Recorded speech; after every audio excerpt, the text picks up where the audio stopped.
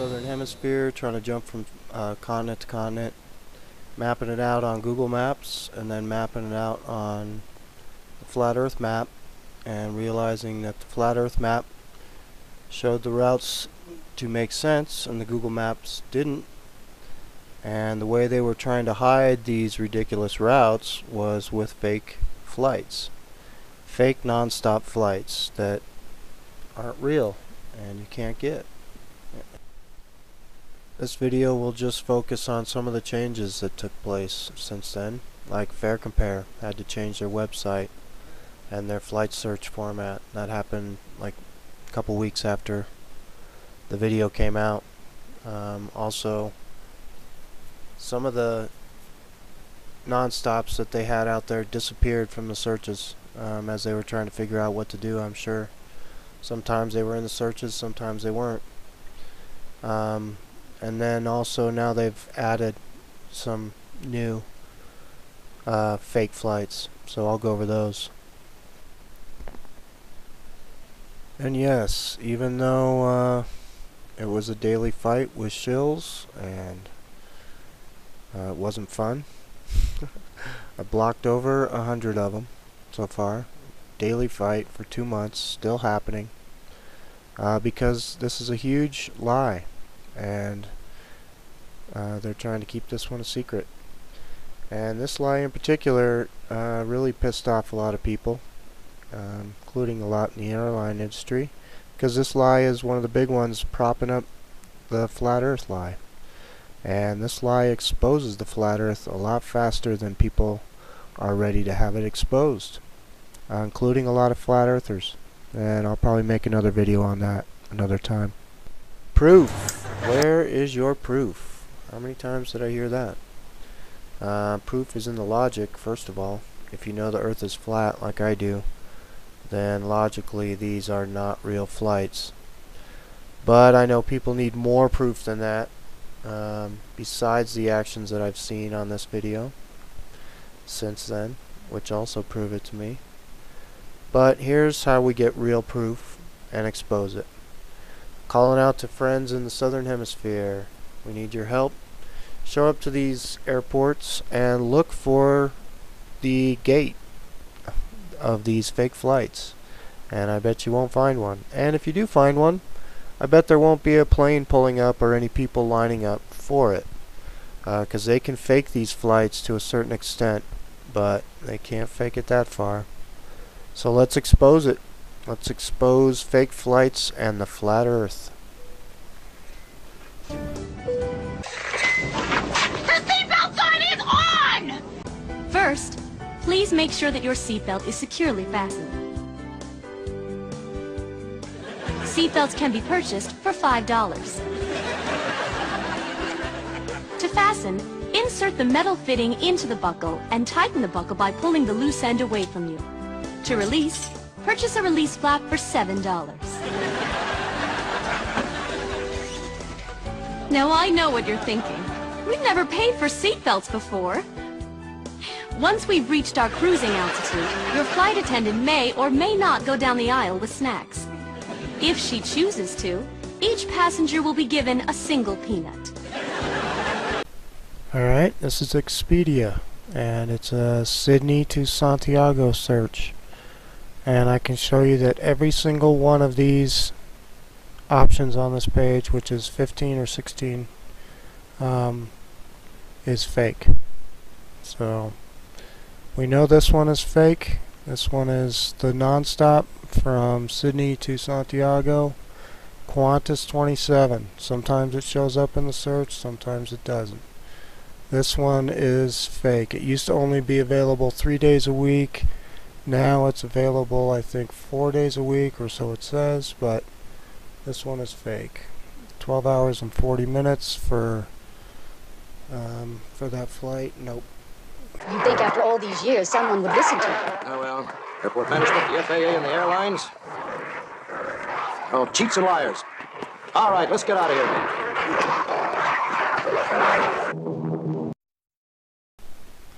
The flat earth is the biggest lie of all time. And they've kept it going for hundreds of years now. And the way they do that is with a lot of supporting lies. And one of the supporting lies has to be fake flights. And I can tell you right now that makes them nervous, because this exposes the flat Earth faster than they know it's about to be exposed. So how far would they go to make you believe that these non-stop flights are actually real? Well, this is how far they'll go. It was a colourful start for QF Flight 28 to Santiago, with Chilean dancers performing their national dance at Sydney Airport, giving passengers on the plane an exciting send-off for the 13-hour non-stop journey to this new Qantas destination. And guess who was there to meet them on arrival? Good morning. Yes, none other than John Travolta, the airline's ambassador at large in his pilot's uniform. Even workers on the ramp strained to get a look at the famous actor, who later spoke at a packed media conference. Two wonderful countries being able to come together with one flight, a non-stop flight from Sydney to Santiago. Simple trip. Do you see a plane out there, do you? Huh? We are not going anywhere until there is a plane out there. So, that one is fake, and every single other one of these ones is fake also. Surely you can't be serious. I am serious. And don't call me Shirley. No matter what the first part does, because all these flights eventually take off from Auckland and go to Santiago, and that we've already shown is a fake flight. Do you see a plane out there, do you? Huh? We are not going anywhere until there is a plane out there. You can't do it. So, all you really need to see, this is that 11-hour, 20-minute flight for 6,000 miles, supposedly. But not on the flat Earth map. All you need to know is that this is the same flight that's going to Auckland, 4:15 to 12:35, and you can see that all of these flights end at 12:35, no matter what the stops. This one goes through Brisbane first, so is this one, Melbourne first, so those parts can be real. I'm saying the Auckland to Santiago portion is not real. And see, they're all, so all of these flights right here on this page are fake. So whatever happens, I'm sure you try to book one and it says, oh jeepers, nothing's available. Here's your next option to either Vancouver, San Francisco, or LA. It's an entirely different kind of flying, altogether. It's an entirely different kind of flying. Here's Flight 800. This is the one that I'm talking about, the Auckland, 6,000 miles, Auckland to Santiago. Supposedly leaving every single day. Now there's another flight. Flight 1316 wasn't in the first video. Now it's a new flight, supposedly. But I'll show you, they just copied this flight. So it's just another fake flight. You can look here. 4:15 departure time every single day of the week, so they both leave at the exact same time, except for this one. This one gets there in 10 hours and 15 minutes, and this one gets there in 11 hours and 20 minutes. Surely you can't be serious. I am serious. And don't call me Shirley. So yeah, this one, same jet, same seats, all that stuff. So now they're just getting sloppy. So now there's two fake ones, and you can see that Flight 27 didn't come up. We can close these up and I'll show you that there's no non-stop in this. So interesting. And here's your dead giveaway. The Auckland flights, these are the two fakes, 800 and 1316, 7,337 miles. Your next options, double.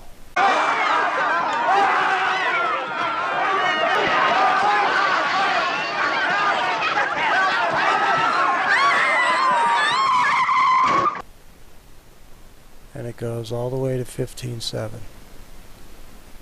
So you're either flying, there's one flight that takes you to San Francisco, then Houston, and then to Santiago. There's two different flights to LA that either take you to Atlanta or Houston and then Santiago. And then there is one flight to Vancouver, and then you have a couple of different options, but I can't take much more of this. Looks like I picked the wrong week to quit amphetamines. Shayna, they bought their tickets. They knew what they were getting into. The last time the flight is delayed! alright, here we are, Johannesburg to Perth. And I've opened up all the real flights. But we'll go over the fake ones. This one is real to Singapore. And here's the flat earth map that I used to map out the Johannesburg to Perth flights. And this flight right here from Johannesburg to Singapore to Perth, almost a straight line, and it's 7,800 miles. So that's where I'm getting that 5161 cannot be a real flight. Also, all these Sydney flights are fake. They disappeared from the search altogether the other day, but they're back today. It's almost a straight shot on the flat earth map from Johannesburg to Singapore to Perth. And this is 7,803 miles. So it's close to 8,000 miles, not 5,161. So this flight right here, 280, South African Airlines, is a fake. And that was in the first video. Do you see a plane out there, do you? Huh? We are not going anywhere until there is a plane out there.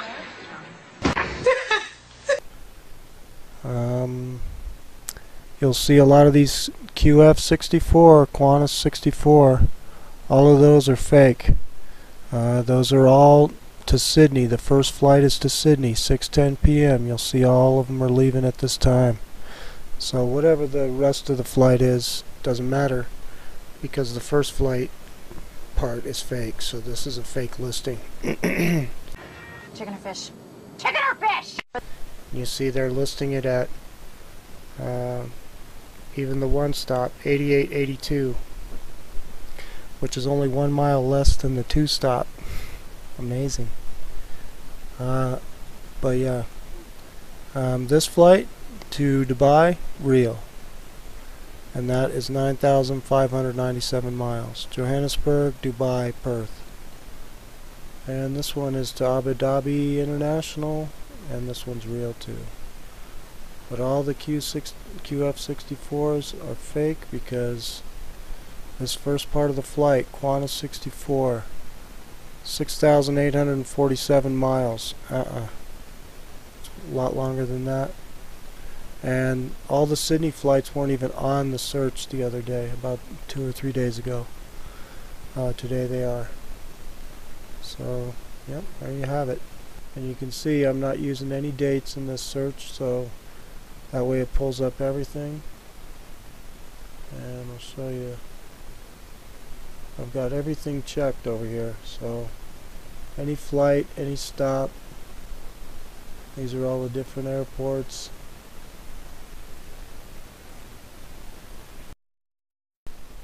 Alright, well, thanks for tuning in, and cheers to all the new subscribers. Welcome aboard.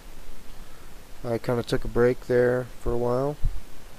Chalked that up to partially summer finally hitting where I live, and also being a little overwhelmed by one video I made in particular.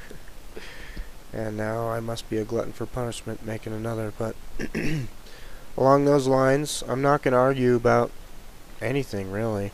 You can do your own research to find out about the flat earth. There's a lot of great videos out there made by other folks, and that's how I learned about it.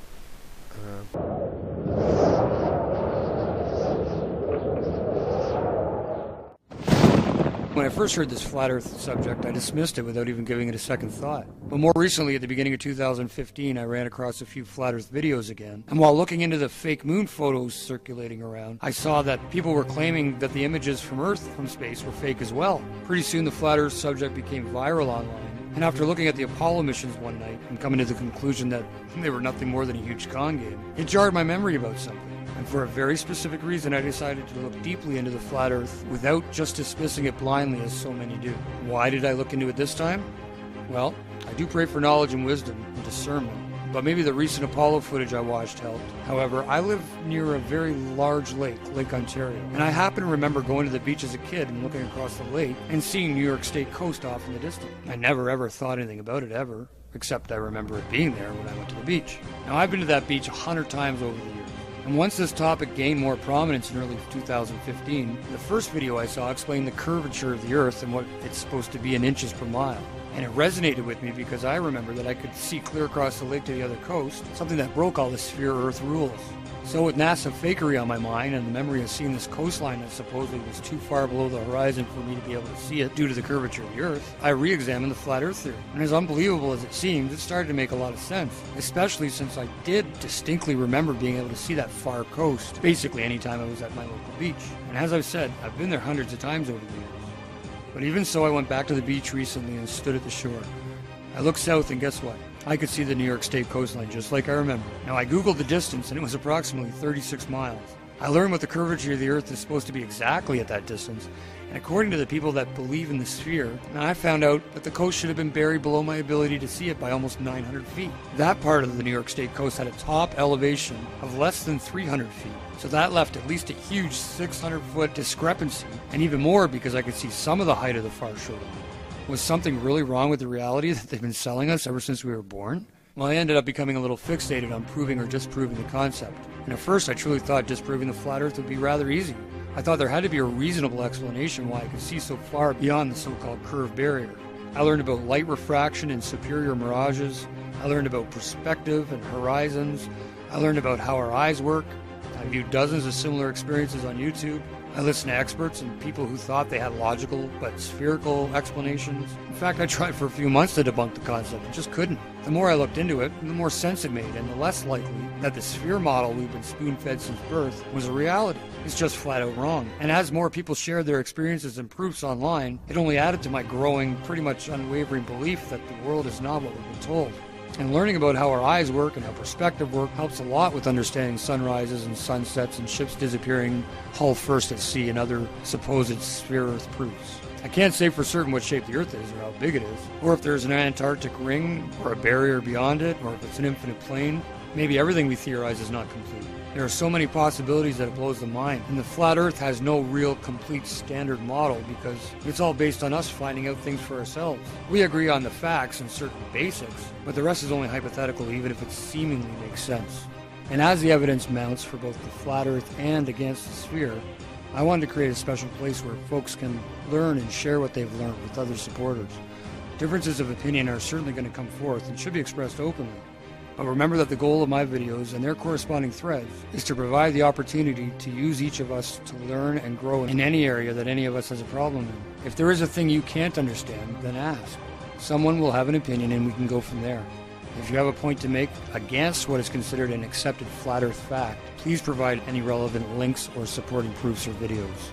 I am currently under the impression that the entire space program, even low Earth orbit, and all that is there, is really just a sleight-of-hand trick by a group of illusionists that have swindled the public, the governments of the world, the media, and us into believing a lie. Everybody, a small group of corporations and cabals have almost complete control over the entire financial, educational, high-level governmental and media systems, leaving it up to real armchair scientists and normal people that can critically think and recreate experiments themselves to whatever, I do what I want. Global resistance. Where's my motherfucking soldiers at?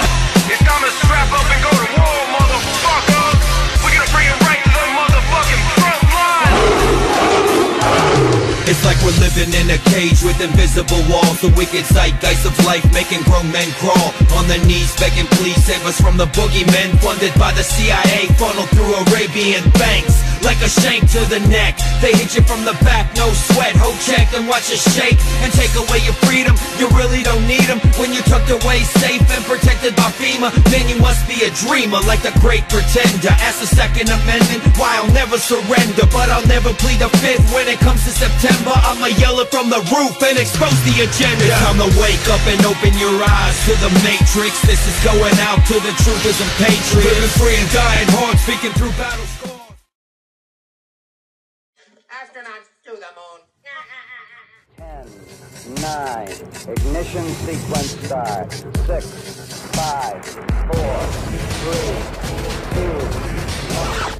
Welcome to reality.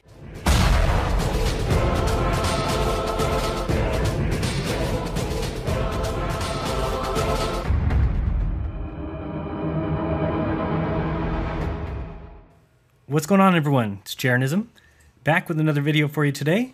Wanted to talk a little bit about Antarctica. So recently, someone who has been studying flat Earth decided to look down into Antarctica, and he found out some things that he did not know. Because I've been concentrating on Antarctica, I started looking into it. I've never really had the compunction to investigate Antarctica before. So I guess he had done months of searching and studying flat Earth, but never got around to looking into Antarctica. So he says, it's the first time I've really looked into these maps. And it seems that everybody, including the Royal Tub-Thumping Brass Band, has marched through Antarctica, and the flat earthers don't know about it. As soon as he did, he saw that flights took place that go across it. He saw New Year's Eve parties. He saw tourists. And so he came to the conclusion that any good researcher would have come to, that all the flat earth researchers are stupid or they're lying. That's a good conclusion, huh, mate? Well, let me fill you in on a little research on Antarctica that I did. And maybe if you're the good Christian that you say you are, Tiger Dan, you'll apologize for calling me stupid and a liar and anything else that you said. But I've actually done tons of research, just like all of the other flat earthers that I know of have been looking at this stuff for a long time. And we simply didn't search for something on YouTube and then claim it to be a fact. That's not good research. So I'm going to show you some different things about Antarctica, so hopefully you see the difference between good research and just typing something into YouTube and saying, oh, there's the proof. Anybody can go to Antarctica because these people say they've been there. So let's begin. The Antarctic doesn't exist, and that it's the outer perimeter of this flat Earth. It's nonsense. It's foolishness, and I'm ashamed to have gone along with it because this is the first time that I'm looking into this. It is not foolishness. Believing what you see or read without doing any more further research, that is what foolishness is. As far as my research goes, it is certainly not a continent. That is the conclusion you will come to if you only do basic research. A little in-depth research will reveal the truth, and that's why I'm here. So, first thing we should pay attention to, you'll notice that the planes have a peculiar thing missing: windows.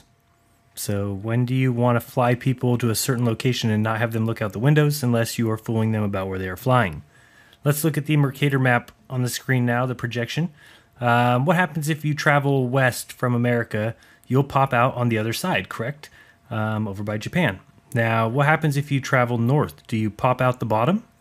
If you travel south, do you pop out the top? No, you don't.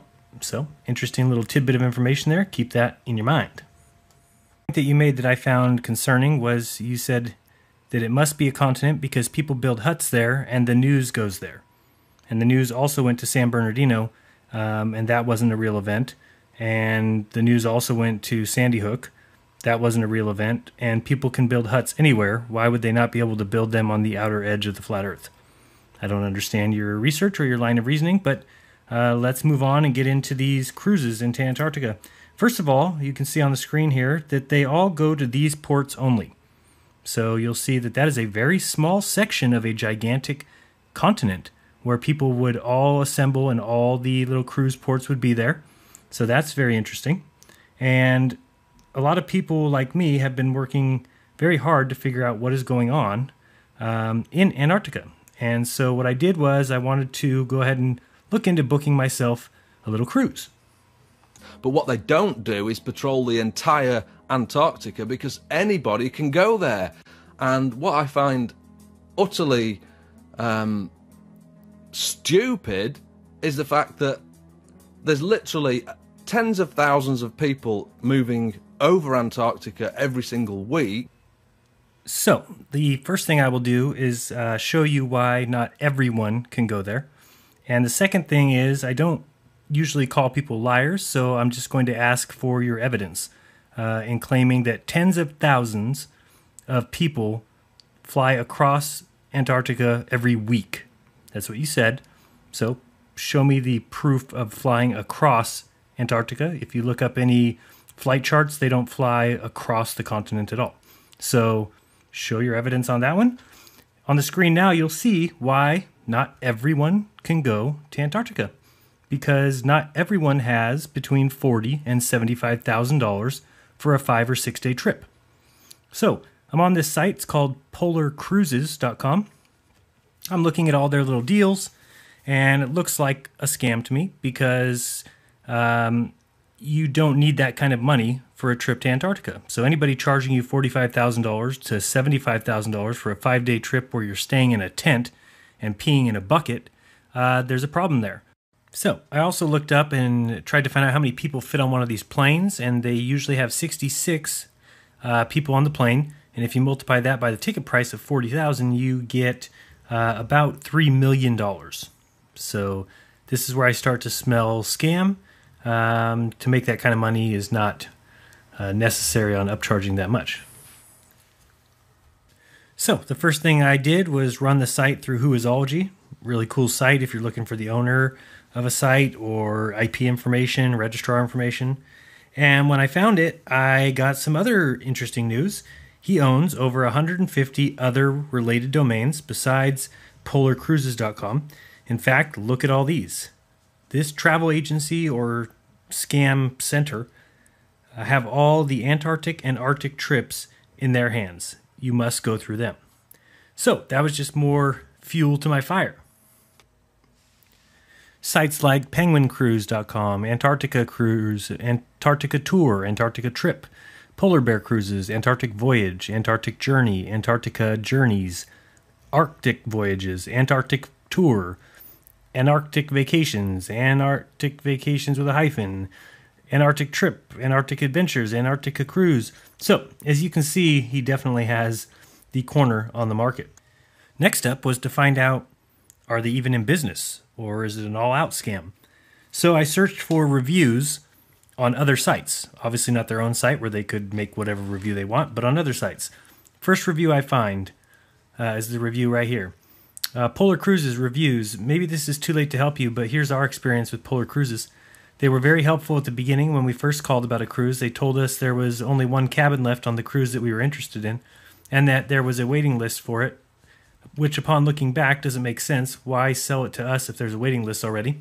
But we went ahead, paid the deposit, and wired the balance. 15 days before departure of the cruise, an unexpected medical issue emerged and we couldn't make the cruise.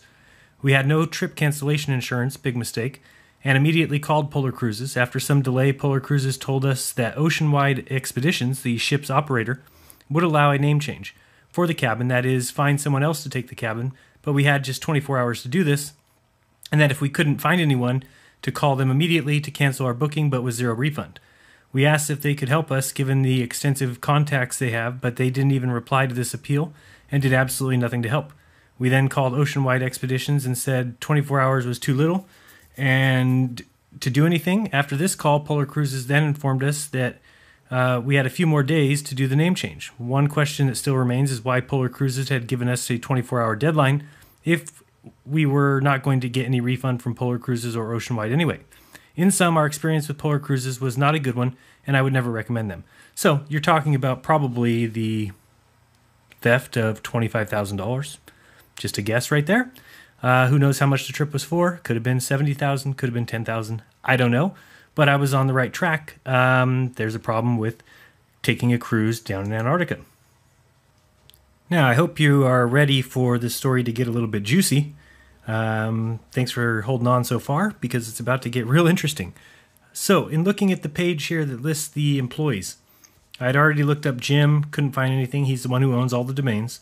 I looked up Sharon, couldn't find much. Again, both Jim and Sharon have very non-unique names. But Chuck and his wife, Lynn, were easy to find. Here you're looking at Chuck Cross. He is a Antarctic polar expedition leader, so it says. So is his wife. But they only have one photo of themselves all online.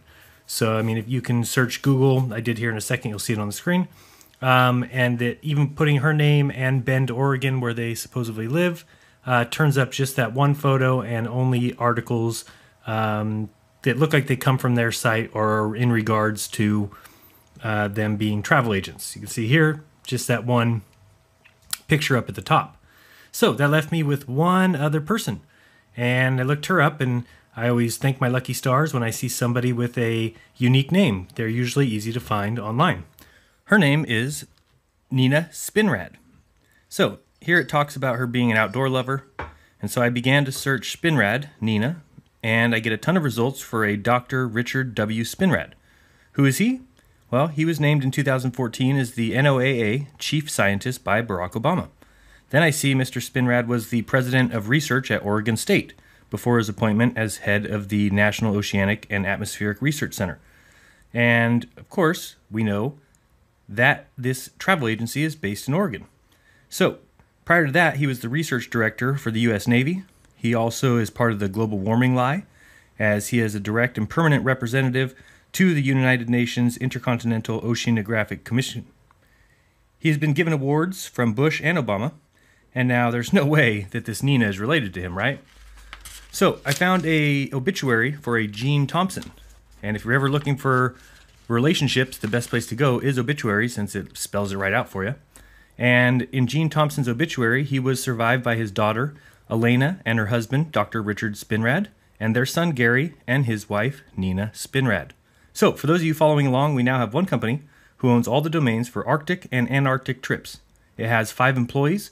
One of them is the daughter-in-law of the head honcho and President Barack Obama's selection for chief scientist for the NOAA. So that means we have a Navy veteran, a military man who has taken a military oath in charge of the ocean as chief scientist, just like all of our scientists who went to the moon, who are on the ISS or are currently or former military. Worth noting, if you spend 10, 20, 30 years in the military and then you get honorable discharge or you leave or retire, you're then considered a civilian. So if you become an astronaut, you are a civilian astronaut. So when we look closely, we can see that honestly most of what we think of as science has been militarized. Also wanted to point out, if you look at the screen now, you'll see I did some flight tracking. And I don't see any planes that are going anywhere near the Antarctic landmass, which really only makes sense when you think of Antarctica being the ring around the flat plane. If it were a giant continent on the bottom of a globe, why wouldn't we be crossing it to go from Australia to South America, etc.? And flat earthers just don't seem to know about this. And they think that Antarctica doesn't exist and that it's a military manned base and they don't allow anybody in there. Well, anybody can go to Antarctica. And the one good thing that's come out of me investigating this is the fact that it's exposed a lot of these flat earth liars, and they don't go out there patrolling all round Antarctica. That's just stupid. And the most stupid thing of all is that some of these flat earthers think that Antarctica doesn't exist. I just don't get how dumb flat earthers are. I mean, you have a simple choice. Either Earth is spinning 1,000 miles per hour, or it's not.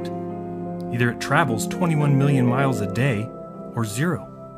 Stars are either trillions of miles away, or they're lights in the sky. All that HD footage confirms NASA's in space doing great things, or they're just stealing our money. It's really sad that these guys are so intellectually stupid that they believe their own eyes. I mean, their own senses. Not me. I know where truth lies. It lies in the textbooks, provided and written by Freemason Jesuits who want a better life for me and my family. They want me to give them a run for their money, to challenge them and beat them in this game of life. Thank non-God for science. So, I wanted to talk a quick minute about GPS, and sorry for my scribbles, but hopefully this will help you understand a little better. If the map on the left was the correct map, and we needed people to think that they are on a globe, then you would put ground-based tracking everywhere. So let's call that those red sticks on the map on the left. Then when someone stands, say, at the 3 dots in South America, then it would coincide with our GPS, or Global Positioning System, which would be the 3 dots on the right. We could just say that those 3 dots were being tracked by big metal satellites orbiting above your head, when in actuality they were ground-based stations. Now, if someone thinks that they are going from, say, South America to Antarctica, on the right, they would actually be just doing the same thing as we see on the left. Same thing with Australia. Going from Australia to the South Pole would look the same way on the left as on the right. And as people fly around the world, the GPS simply tells them where they're going. So even though you're just doing a big circle, the GPS makes you think you're on a globe. So I did find some flights that leave Australia, head down, and they say they cross the South Pole, turn around, and return. So from the 3 places in Australia where these planes leave, all would take 12 hours according to the site, but all distances are 8,000 miles plus. If they were truly going to the 90-degree mark at the South Pole, well, 8,000 miles in 12 hours is 666 miles per hour, and the top speed of a 747 jet is 550 miles per hour. So this means you simply do not actually go to the 90-degree mark. Also, the plane has 366 seats with an average price of about $3,000. So $3,000 times 366 is well over $1 million.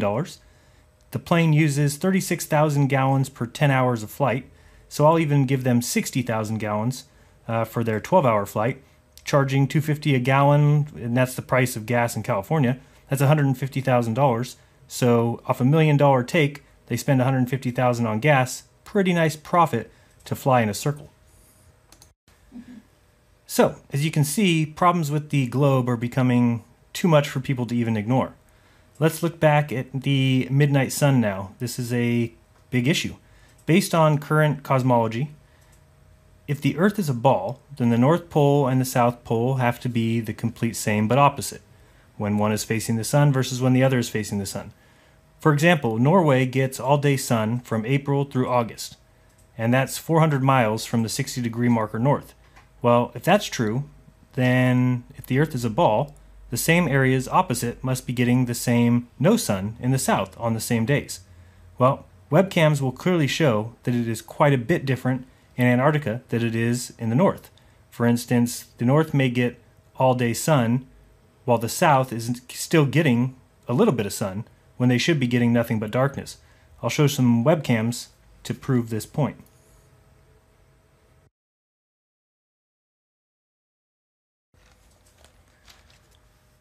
So the first question you might ask is, of course, well, what is the midnight sun and where can we see it? And if we take a look at the answers we get from Yahoo's Answers.com, which I'm sure has nothing but the truth, right? It says, what months is Antarctica in total darkness? And they answer, oh, Antarctica is in total darkness all of September, October, November, December, January, February, and most of March. Well, this person didn't realize that that is the summer for the South, and they're not in all darkness for those months. It's ridiculous. So we'll look a little bit lower where we get NASA's answer. We know NASA never lies to us. NASA says that Antarctica has 6 months of darkness and 6 months of summer, and that the sun only rises and sets 1 time a year. That is complete and total bullshit. We'll see that in webcam footage in a minute. You'll see a little bit lower than their post is a post about the myth of the midnight sun, because it's a myth. That's exactly why, and I've said this many times, if somebody's lying to you, there's a reason, right? So we're lied to as kids about the polar sun or the midnight sun in the south and the midnight sun in the north. If it's a lie, there's a reason behind it. Wouldn't you agree?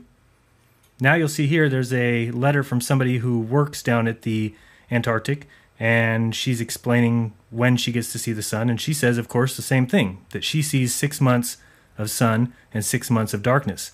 Simply not true. We'll look at webcam footage which proves it. And she even says at the end, do you know why we get this? Well, it's because the Earth goes around the sun in 365 days. That completes a year. Okay, now we're going to look at some webcam footage. And from this, we should be able to figure out really easily that Antarctica can't possibly be a continent on the bottom of a globe. I wanted to point this out. If you do see a black circle appear over the center of the sun, this article says that on occasion, because of the brightness of the center of the sun, it will mess up the image sensors on the camera, which creates a black dot right in the center of the sun.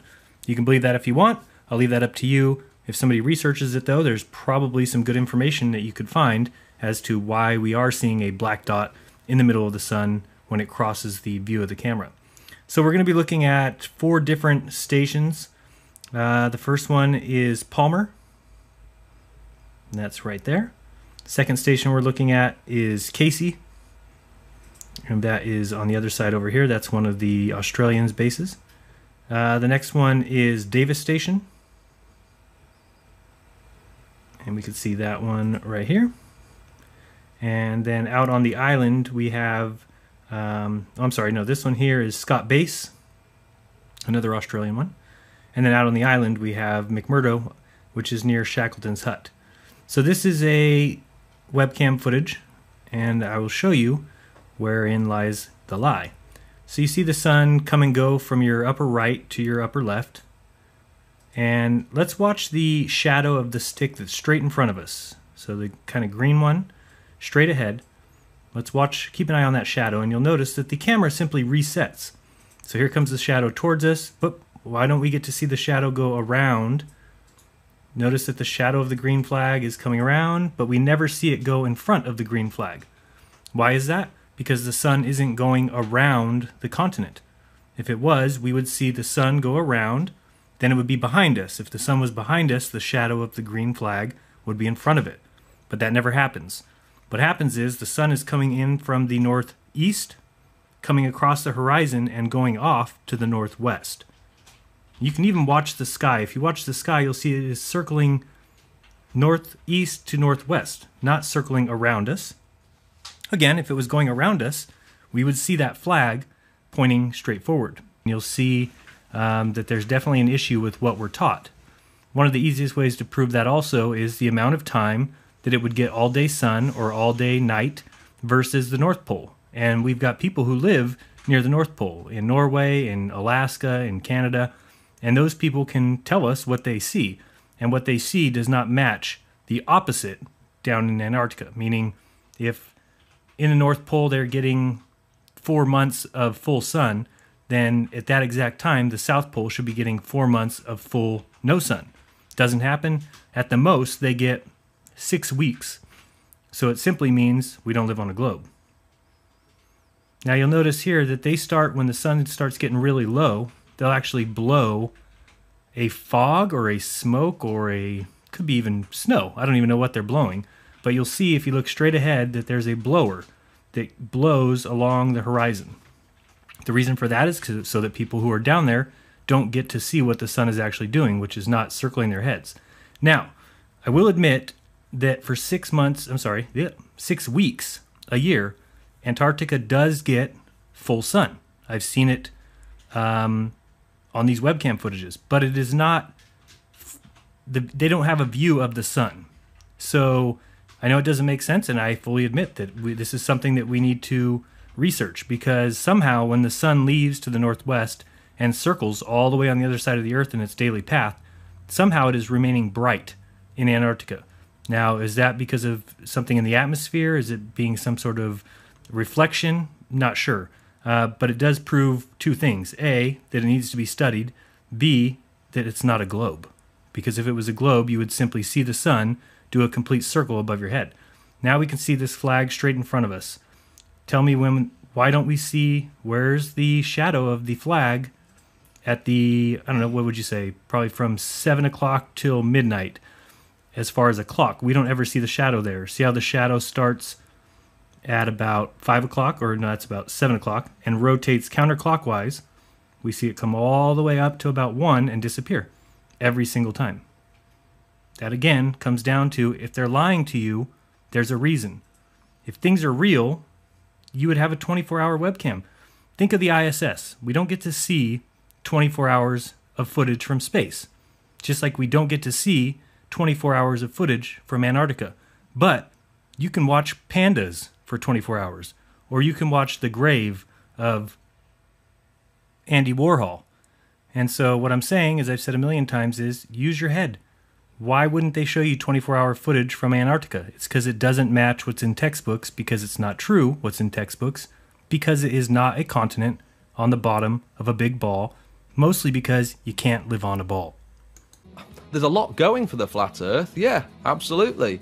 There's an awful lot going for it, because I've analysed every facet and detail of the flat Earth, with the exception of Antarctica, which I'm looking into now and finding out that everybody has marched through that place. By everyone, what exactly do you mean? Like, everyone has been to Antarctica? Because it gets about 40,000 visitors a year, which I think is an extremely high number. But let's say they do get that many. Take that over the 7 billion people in the world. And the percentage of people that go to Antarctica is 0.0000058%. So you're right. Everyone has marched through that place. But you'd have thought that these people who are pushing the idea that Antarctica doesn't exist would have done basic research first. So, I've now shown you several reasons, Tiger Dan, as to why, once I had done the research, I believe that Antarctica is not a continent on the bottom of a globe. You called me a liar, you called me stupid, and so let's see if you can admit you were wrong, or continue making claims based on zero research and zero evidence. I'm willing to admit when I'm wrong about something, and I think that it's the case that a lot of 90% of these flat earthers out there, they get something wrong, they get proven wrong, and they just ignore you and continue to spout the lies, which is what I'm seeing taking place. They'll just continue lying to you. And I'm not about lies, I'm about truth. And if I find something that contradicts the official flat earth narrative, then I'm going to point it out and show you. Because I'm not about lying to people. So, yeah, that's where I'm at the moment. I'm just really annoyed about this Antarctic thing. It does exist. It really is a continent. And it's down there, it's measurable. And it's not the outer perimeter of the flat Earth, so something else is. And I'll continue to look into it, and I'll get back to you as I come up with more information. So hopefully you have seen that I've given you enough evidence now that you can take back the claim that you made that Antarctica must be and is a measurable continent at the bottom of a globe. It's not, and for many reasons, and I hope you can see that. Just looking at the screen now, watch this again. Keep an eye on the clock up there, the date and time in the upper left-hand corner, and watch the sun as it comes across the horizon, but it comes from the northeast, goes to the northwest, because in Antarctica, the sun's going to come into your view and then leave your view as it does its circle, its daily path throughout the flat plane that we call Earth.